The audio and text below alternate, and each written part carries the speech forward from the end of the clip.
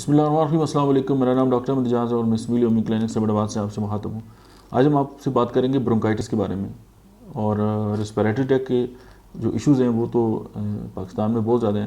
اور برونکائٹس جو ہے وہ موسٹلی جو ہے وہ سرد خشک جب موسم آتا ہے اور پھر ہماری جو سانس کی نالیاں ہیں ان کے اندر جو ہے ایشوز جب آتے ہیں تو پھر بچے بہت زیادہ اس سے متاثر ہوتے ہیں, خواتین ہوتی ہیں اور باقی جو لوگ ہیں بزرگ ہمارے وہ بھی ہوتے ہیں. تو اس کے لیے ہومیوپیتھی کی میڈیسن ہے جسٹیشیا, اور سیکنڈ جو ہے وہ اینٹرمٹاٹ ہے, اور تھرڈ ایپیکاک ہے.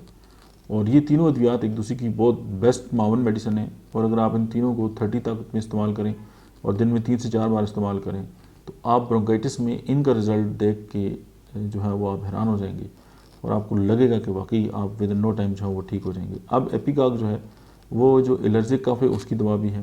اینٹیمونیم ٹاٹ میں یہ ہوتا ہے کہ پوری چھاتی میں جو ہے وہ ریشہ بھرا ہوتا ہے اور کھڑکھڑاہٹ ہوتی ہے, یعنی کہ لیکن مریض اتنا کمزور ہوتا ہے کہ اس چھاتی سے اپنا جو سپوٹم ہے اس کو باہر نہیں نکال سکتا, یعنی اس کو دقت ہوتی ہے. جسٹیشیا جو ہے وہ ڈرائی کف کی بہت بڑی میڈیسن ہے. تو یہ جب تینوں ملتی ہیں تو پھر جو ہے وہ برونکائٹس جو ہے اس کی خیر نہیں ہوتی. ہومیوپیتھی کو آپ استعمال کریں اور زندگی کے مزے لیں. Thank you very much.